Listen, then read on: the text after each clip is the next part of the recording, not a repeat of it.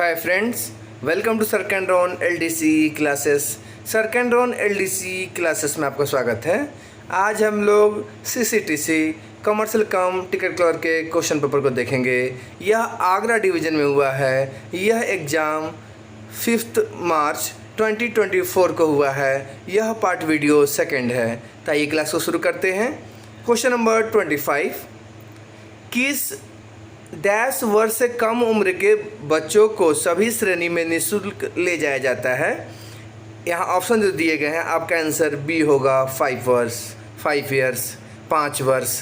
कहता है कि 5 वर्ष से कम उम्र के जो बच्चे होते हैं उनको सभी श्रेणियों में फ्री में ले जाया जाता है। उनके लिए किसी रिजर्वेशन, किसी टिकट की ज़रूरत नहीं पड़ती है। लेकिन यहीं अगर बच्चा 5 साल या उससे अधिक का है तो 5 साल से लेकर 11 साल तक उसको हाफ टिकट लगता है, और 11 साल अगर कंप्लीट है तो उसके बाद 12 ईयर से उसको फुल टिकट फेयर लगता है। ध्यान में रखिएगा।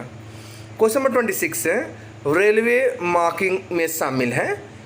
यहाँ जो ऑप्शन दिए गए हैं ये सभी के सभी इसके आंसर होंगे। देखिए, रेलवे जो मार्किंग होता है, जब किसी पार्सल को ले जाया जाता है, जब किसी गुड्स को ले जाया जाता है तो उसके लिए रेलवे मार्किंग करती है। तो उस मार्किंग में मेंशन रहता है कि आपका सामान कहाँ से कहाँ तक जा रहा है। उस जो पार्सल वे बिल होते हैं उसके नंबर्स होते हैं, वो नंबर उस पर लिखा रहता है। कितने पैकेज हैं वो पैकेज की संख्या भी लिखी रहती है, ठीक है ना। तो रेलवे मार्किंग में ये सभी के सभी वो मेंशन रहते हैं, कहाँ से कहाँ तक जाएगा, पार्सल वे बिल नंबर क्या है और पैकेजों की संख्या कितनी है। इसलिए इसका आंसर डी हो जाएगा सभी के सभी।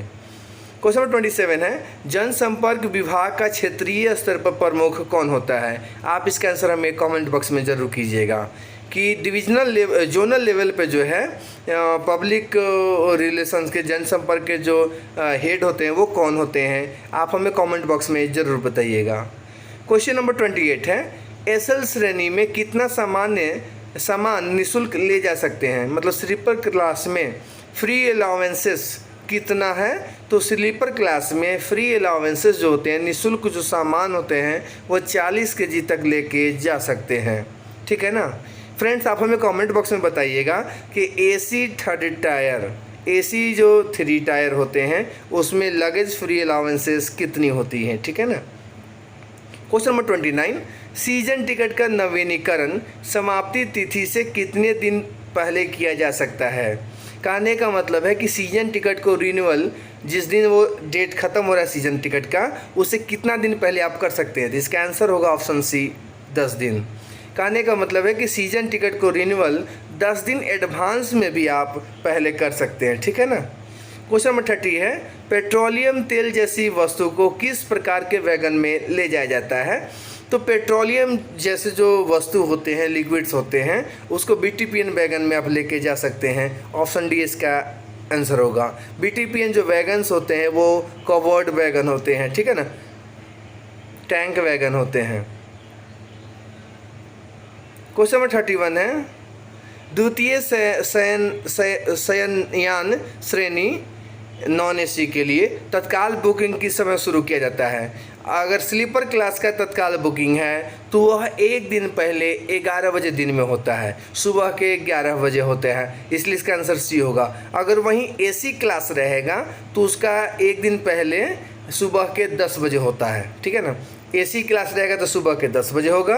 अगर स्लीपर क्लास है तो उसका तत्काल बुकिंग सुबह के 11 बजे होता है। कब? ट्रेन स्टार्ट होने के, ट्रेन खुलने के 1 दिन पहले होता है तत्काल। क्वेश्चन नंबर 32 है, रेल मदद शिकायतों के लिए केंद्रीकृत हेल्पलाइन नंबर है। तो रेल मदद शिकायतों के लिए जो हेल्पलाइन नंबर है वो 139 है, 139 है।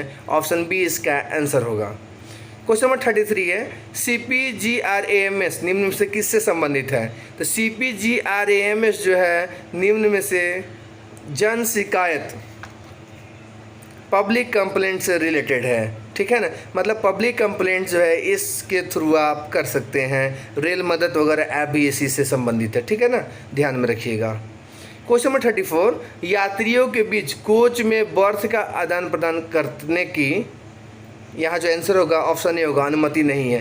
कहने का मतलब है कि आप जिस सीट के लिए, जिस कोच में आपका रिजर्वेशन है, आप उसी सीट उसी कोच में यात्रा कर सकते हैं। अगर आप सीट ट्रांसफ़र करते हैं, कोच ट्रांसफ़र होते हैं, तो यह पनिशेबल ऑफेंस होता है, ध्यान में रखिएगा, ठीक है ना। तो अभी तक जितना क्वेश्चन देख रहे हैं बहुत ही इंटरेस्टिंग है, बहुत ही रोचक है, और ये सभी के सभी सर्कैंड्रॉन LDCE क्लासेस के यूट्यूब चैनल पे उपलब्ध हैं, आप देख सकते हैं। आइए कुछ और क्वेश्चन को देखते हैं। क्वेश्चन नंबर 35, निम्न में से कौन सी यात्री सुविधा नहीं है? ऑप्शन ए पानी के नल, कवर शेड, प्रतीक्षालय, SM कार्यालय में शौचालय।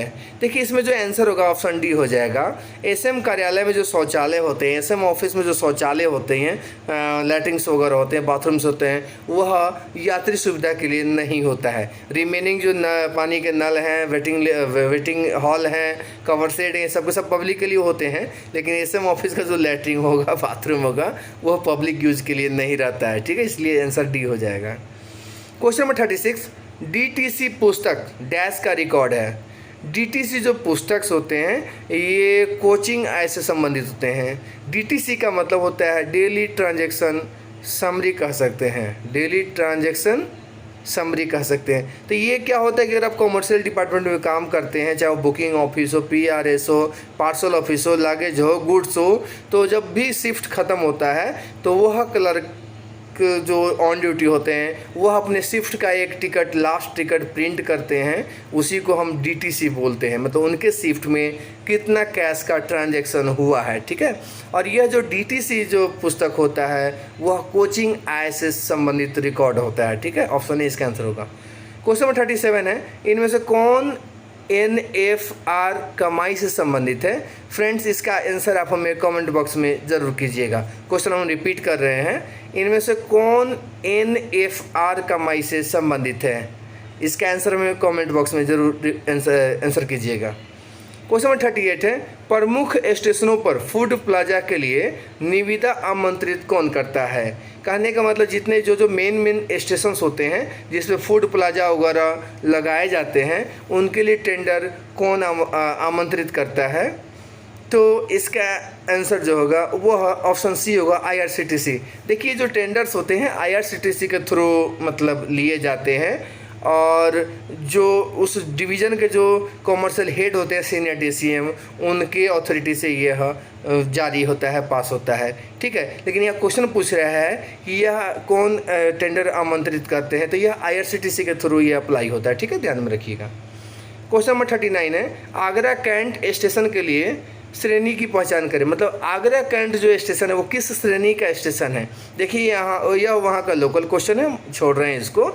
इससे आप ये एक बात ध्यान रखिएगा कि आप जिस भी डिवीज़न में काम करते हैं, जिस भी जोन में हैं, उस डिवीज़न, उस जोन के बारे में, उस स्टेशन के बारे में ज़रूर जानकारी रखिएगा कि ये जैसे चेन्नई डिवीज़न में हम काम करते हैं तो साउथर्न रेलवे में कितने डिवीजन्स हैं, चेन्नई डिवीजन्स में कितने स्टेशंस हैं, कौन से स्टेशन किस कैटेगरी के स्टेशन हैं, ठीक है। NSG 1 में कौन है, NSG 2 में कौन है, ठीक है ना। तो इस तरह से जो है आप ध्यान में रखिएगा, ये बहुत इंपॉर्टेंट है। आए दिन हर LDC एग्जाम्स में इस तरह के क्वेश्चन पूछे ही जा रहे हैं।